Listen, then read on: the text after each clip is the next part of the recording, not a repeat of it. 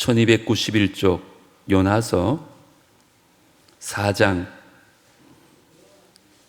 10절 11절 우리 두 절만 우리 한 목소리로 봉독하겠습니다. 요나서 4장 10절 11절입니다. 시작. 여호와께서 이르시되 내가 수고도 아니하였고 재배도 아니하였고 하룻밤에 났다가 하룻밤에 말라버린 이 박넝쿨을 아꼈거든.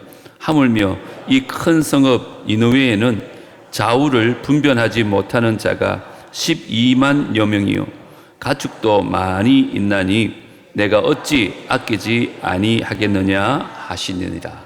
아멘. 오늘은 사실은 선교 보고가 주된 시간이기 때문에 짧게 말씀을 좀 나누려고 합니다. 요나서는 우리가 너무 잘 아는 말씀이죠. 하나님의 부르심을 받고 니느웨에 가서 복음을 전하려 했는데 이 선지자가 다시스로 도망을 갑니다. 그런데 하나님께서 우여곡절 끝에 다시 요나를 니느웨로 보내서 복음을 선포케 합니다. 니느웨의 마음 안에는 요나의 마음 안에는 니느웨 사람들이 하나님의 벌을 받아서 멸망을 했으면 좋겠다는 마음이 있었습니다. 그런데 도망간 이유가 뭐냐 하면 분명히 하나님 말씀을 선포하면 그들이 회개하고 돌아올 것 같아서, 그러면 하나님께서 또 용서할 것 같아서 아예 도망을 갑니다. 아니나 다를까 한 사흘길 되는 길을 하루쯤 그냥 설렁설렁 회개하라, 곧 하나님의 심판이 임할 것이다 했는데 왕으로부터 짐승까지 다 회개하기 시작합니다. 그 모습을 보고 하나님이 정말 감동을 받아가지고 뜻을 돌이켜서 니느웨를 용서합니다. 그런데 4장 1절에 보면 그 사건에 대해서 요나가 뭐라 그래요? 매우 싫어하고 성을 냈다는 거예요. 하나님이 용서했는 것이 너무 싫은 거예요. 화가 나는 거예요. 그러면서 하는 말이, 내가 고국에 있을 때 하나님께서 분명히 그럴 줄 알고 내가 도망간 거예요. 이럴 줄 알았으면 왜 저를 보냈어요? 이제 이러는 거예요, 지금. 그런데 그래서 그 다음날 언덕 위에 올라가가지고 과연 하나님께서 이 니느웨 성을 어떻게 하는지 살펴보려고 올라가요. 근데 햇빛이 너무 뜨거운 거예요. 이스라엘의 햇빛은 견디기가 힘듭니다. 근데 하나님께서 박넝쿨을 하루 만에 크게 자라게 하셔서 그늘을 만들어줘요. 여기 보시면 6절에 보니까 하나님이 여호와께서 박넝쿨을 예비하사, 마지막에 요나가 박넝쿨로 말미암아 어떻게 했어요? 크게 기뻐하였다. 요나서에 보면 기뻐했다는 말은 여기밖에 안 나요. 요나가 뭐 때문에 기뻐했다고요? 박넝쿨로 인해서 기뻐해요. 그런데 하나님이 그 다음날 벌레를 만들어요. 그래가지고 이 줄기를 까먹게 하는 거예요. 그래서 하루아침에 그 박넝쿨이 말라버리는 거예요. 그래서 다시 햇빛이 막 쬐을 거 아니에요? 요나가 또 화가 나는 거예요. 막 성을 내는 거예요. 차라리 사는 것보다 내가 죽는 게 좋겠습니다. 날 죽여주세요. 그때 오늘 읽은 말씀이 하나님께서 요나에게 하신 말씀이에요.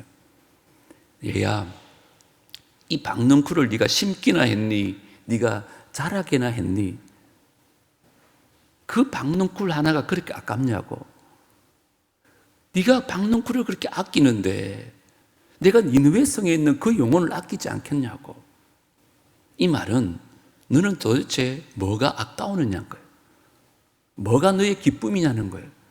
뭐가 사라지면 너를 화나게 하느냐는 거예요. 요나서는 옛날 어른들, 목사님도 그래요. 요나서라고. 요나의 이야기라고. 우리 얘기랑 너무 비슷하지 않아요? 우리는 뭐 때문에 기뻐해요? 뭐가 사라지면 화가 나요? 뭐를 아끼세요? 대부분 박넝쿨입니다.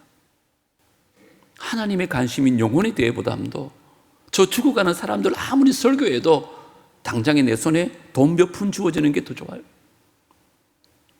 그 비건한 예가 예수님이 하루는 그라사인 지역에 전도를 가는데 귀신 들린 사람을 만난 거예요.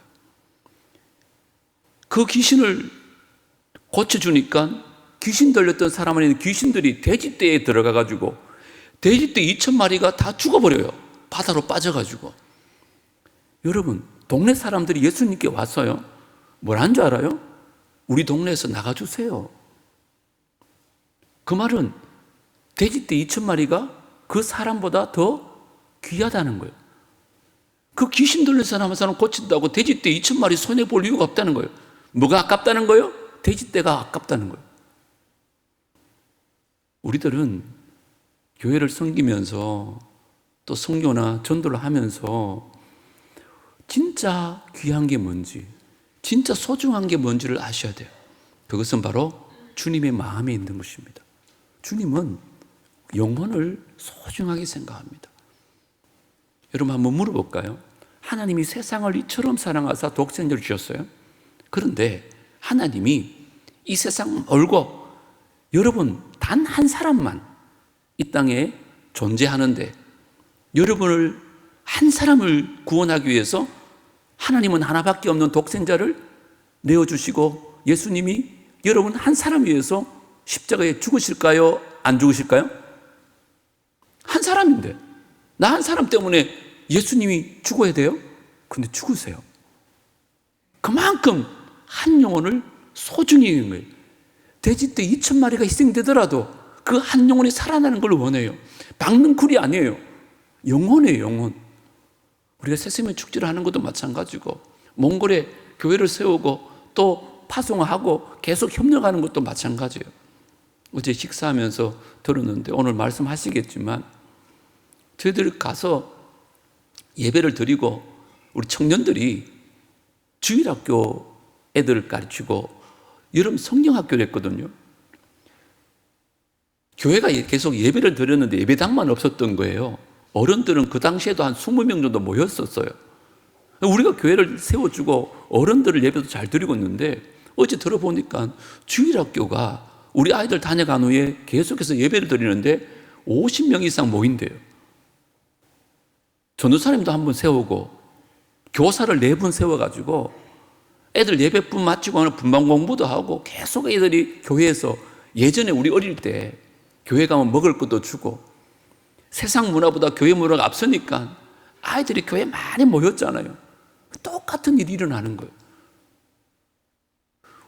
여러분, 우리가 이 교회를 세울 때에 한국 돈으로 1억 5천만 원 정도가 들었어요. 어떻게 생각하면 아까울 수도 있죠. 이 돈 가지고 다른 데도 귀하게 쓸 수 있잖아요. 그런데 우리는 영혼에 관심이 있었던 거예요. 저 몽골 땅에 죽어가는 어린 영혼, 좌우를 분별하지 못하는 그 영혼이 귀하기 때문에 돼지떼 2,000마리 희생하더라도 수억이 들더라도 교회를 세우고 선교사를 파송해서 그 일을 하는 것입니다. 여러분, 오늘 이 시간에 짧은 시간이지만 과연 나는 뭐가 소중하다고 생각하는가? 내가 아끼는 건 뭘까? 내게서 잃어버렸을 때 나를 화나게 하는 게 뭘까? 저는 잃어버린 영혼이었으면 좋겠어요. 주님 마음 닮아서 잃어버린 영혼에 대한 마음을 간절히 가지고 그래서 땅끝까지 이르러 복음 전하는 교회가 되어질 때 주님께서 우리 교회 축복하시고 이를 계속할 수 있도록 모든 은혜를 부어주실 줄 믿습니다. 오늘 이제 선교사님 나오셔서 보고할 때 우리가 영광 받는 거 아무것도 없습니다. 저도 마찬가지입니다. 오로지 하나님께 영광이 되어지고 또 보고받으면서 앞으로 교회 속에서 10교회를 세우고 10명의 선교사를 파송하는 일에 우리 헌신해서 주님을 기쁘시게 하는 주님 마음을 시원케 하는 남부교회 될 수 있게 되기를 주님으로 축복합니다. 이제 선교사님 나오셔서 선교 보고 가겠습니다. 박수로 우리 환영합니다.